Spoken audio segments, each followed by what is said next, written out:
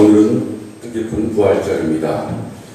우리가 성탄절 때는 메리 크리스마스라고 인사를 합니다. 완국 공통, 어디 가서나 통하는 인사가 되겠습니다. 부활절 때도 우리가 완국 공통의 인사를 나누면 좋을 것 같습니다. 어떻게 나눌까요? 해피 이스터 이렇게 하면 되겠습니다. 우리 옆에 있는 분들과 해피 이스터 이렇게 인사하겠습니다. 네, 우리 굉장히 아주 세계화된 우리 성교의 모습입니다. 네, 오늘 우리는 정말 뜻깊은 감사의 부활절을 맞고 있습니다. 오늘 예배 시간에 우리 어린아이가 유아세례를 받게 됩니다. 또 성찬에 참여합니다.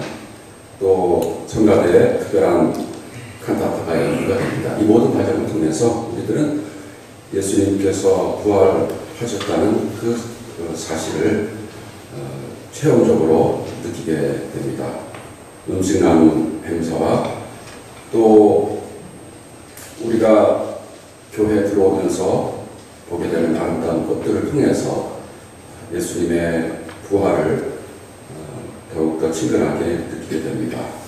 굳이 설교를 통해서 부활의 의미를 강조하지 않더라도 이미 우리들은 부활의 큰 그 영향력 속에서 숨을 쉬고 있습니다. 그렇지만 첫 번째 부활절은 그렇지 않았습니다.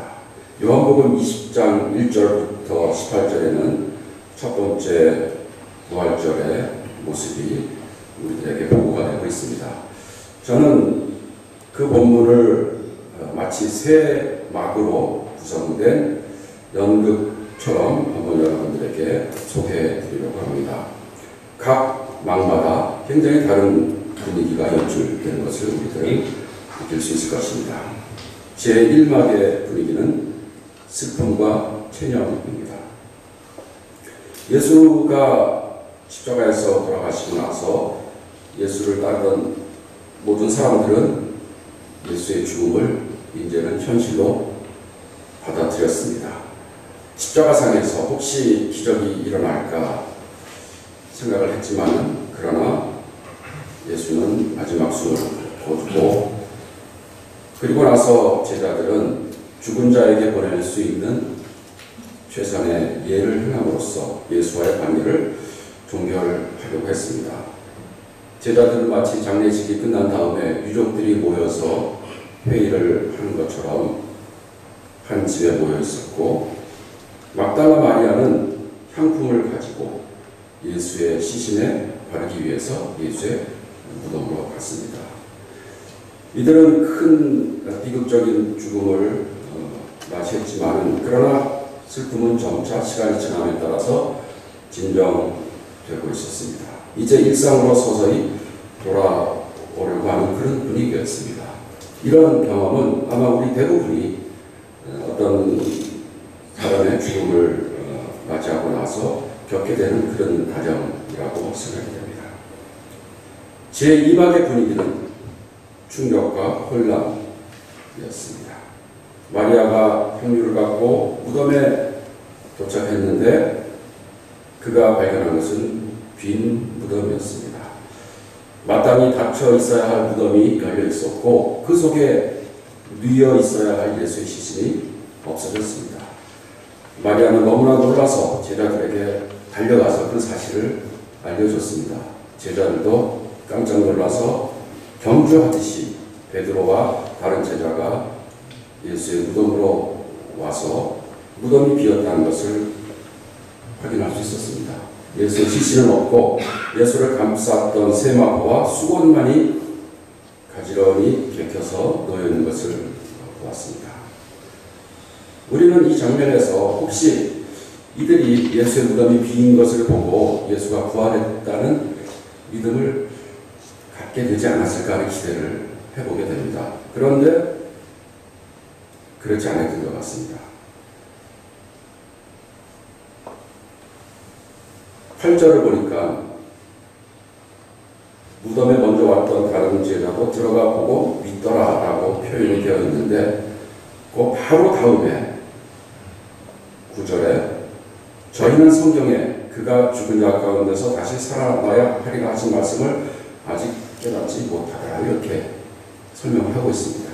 그들이 믿었던 것은 아마도 예수의 시신이 없어졌다는 것을 믿었는지 모르겠어요. 아직까지도 예수가 부활하셨다는 것을 믿을 단계가 되지 않았던 것 같습니다.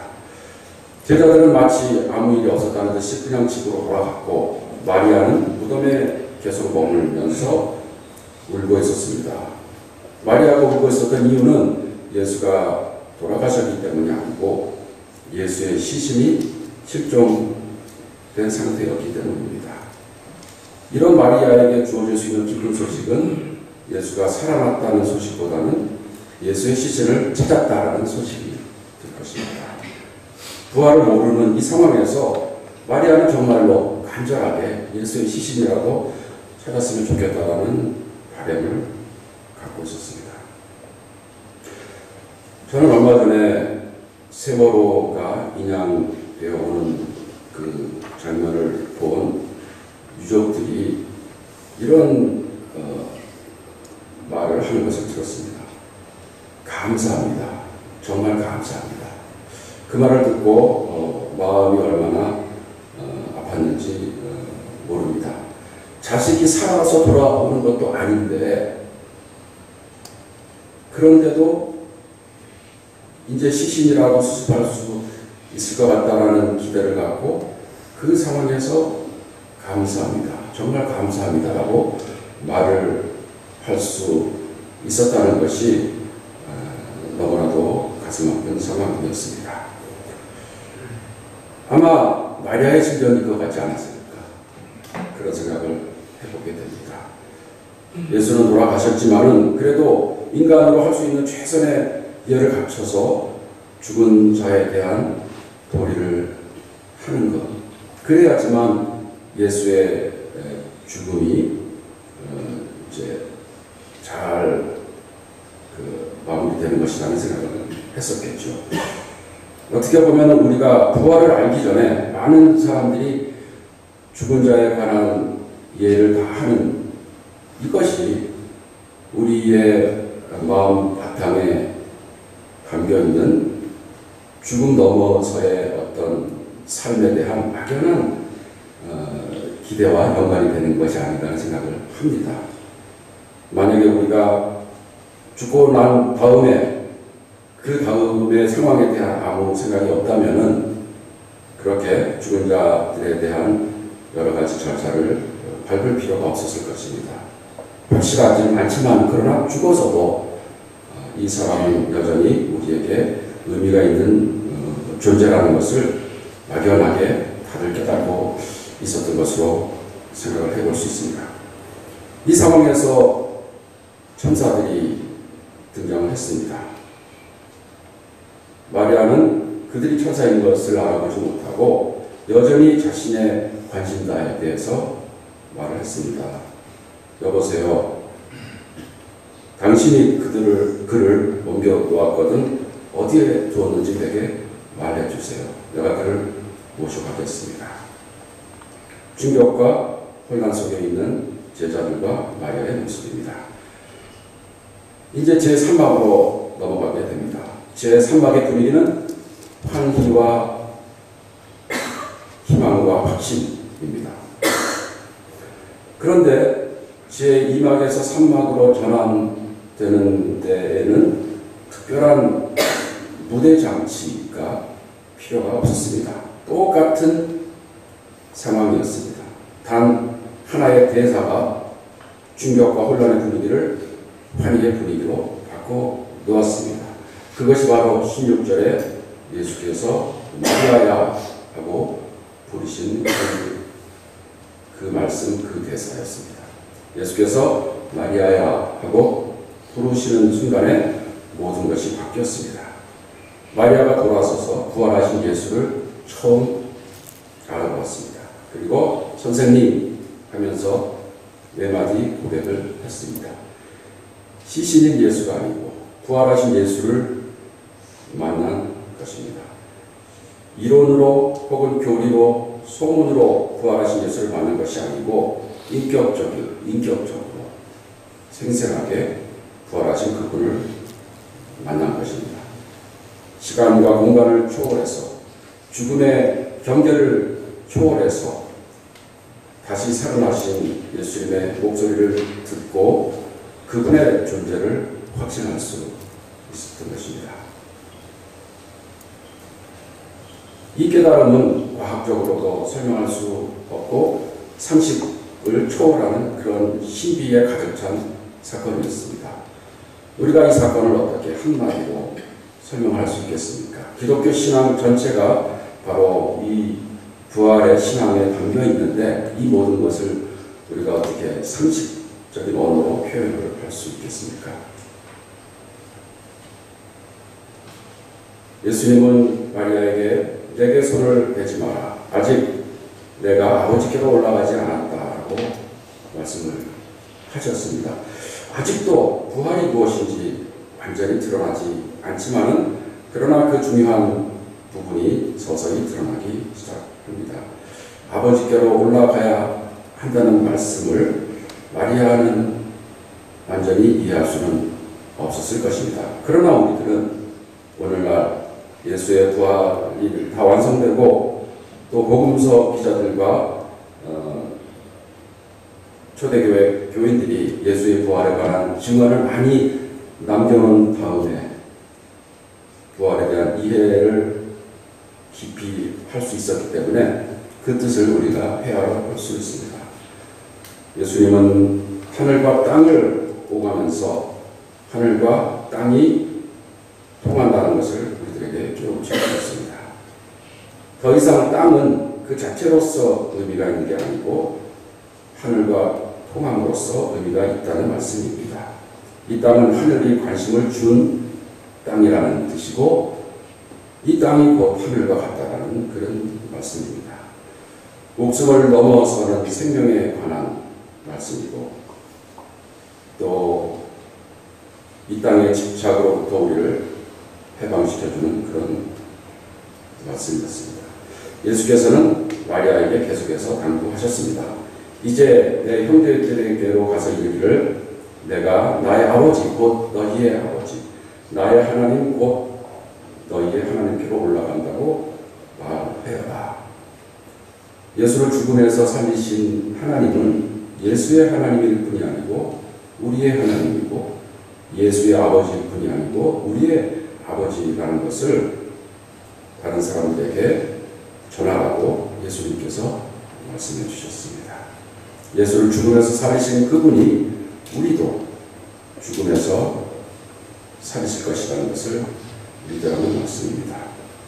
마리아는 그 말씀에 순종해서 예수의 부활의 소식을 제자들에게 전하였고 그래서 부활의 소식은 세상으로 퍼져서 우리에게까지 전해지게 된 것입니다.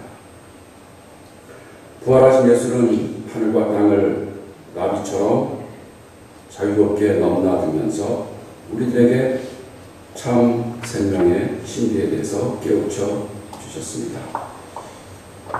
애벌레 상태와 같았던 우리에게 나비의 꿈을 품게 해 주셨습니다. 우리들은 죽음의 공포로부터 그 자유, 죽은 자에 관한 걱정과 애통으로부터의 자유, 우리의 목숨을 빼앗을 수 있는 권세에 대한 공포로부터의 자유, 목숨에 대한 집착으로부터의 자유, 이 땅에 있는 모든 유한한 것들로부터의 자유를 얻게 된 것입니다. 우리는 아직도 여전히 애벌레이지만은 그러나 나비의 꿈을 꾸면서 살 수 있게 되므로 우리들은 완전히 다른 존재가 되어버렸습니다. 우리가 영원히 애벌레로서 삶을 마치는 것이 아니고 애벌레의 단계를 넘어가면은 더 풍성하고 축복된 생명이 있다는 것을 깨닫게 되는 순간 애벌레로서 사는 삶 자체가 이미 거룩해지고 의미가 충만해집니다.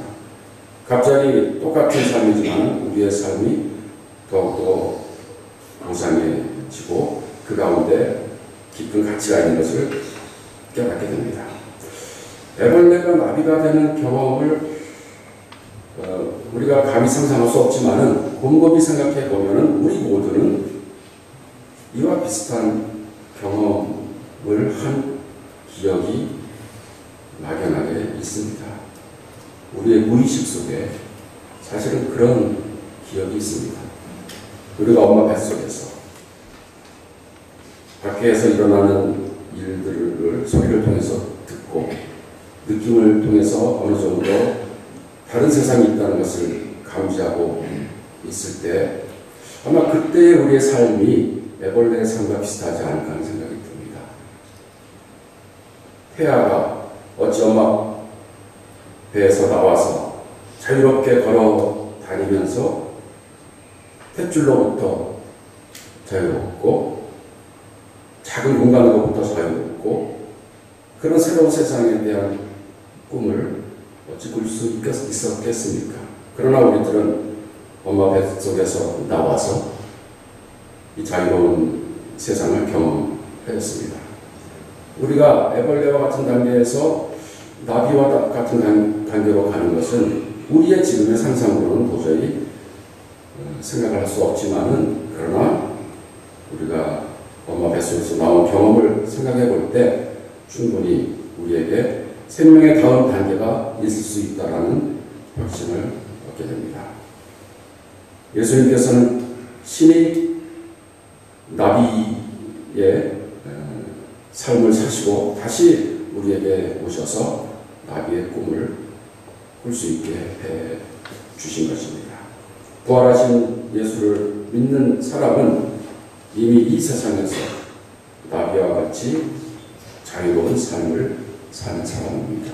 왜냐하면 우리가 이 땅에 매여서 사는 삶을 사는 것이 아니고 이 땅의 모든 인연과 죄악과 모든 조건을 초월하여서 넓은 세상에서 사는 삶이 우리 앞에 펼쳐져 있기 때문입니다.